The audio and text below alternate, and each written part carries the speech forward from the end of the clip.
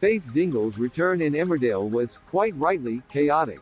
She turned up in a hearse and surprised Moira, but Kane was far from impressed to see his mother back in the Dales.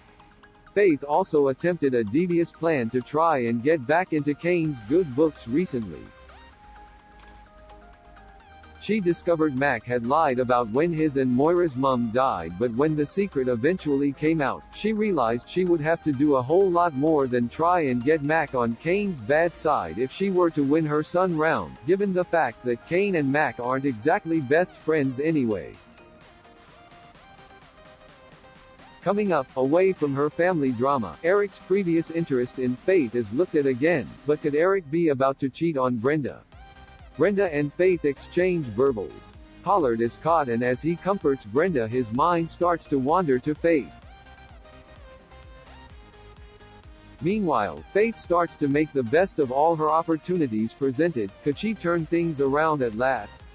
Back when Faith was last in the village, Eric told Faith he had feelings for her, and as Sally has already promised that there's certainly fireworks between them, could old feelings lead to an affair? Another news, Bob Hope reveals his very best sex moves. Are you ready? Yes, you read the headline correctly. Bob Hope's love life in Emmerdale isn't exactly known for being a success.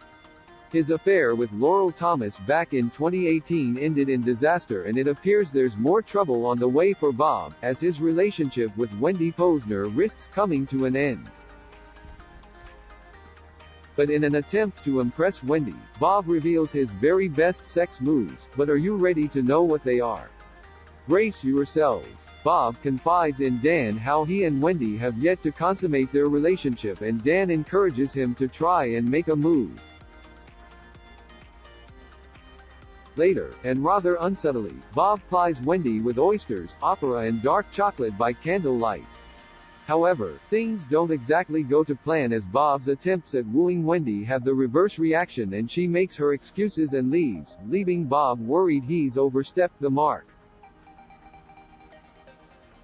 After his failed attempt at impressing Wendy, Bob starts to grow jealous of her spending time with Dan, but is he right to be worried?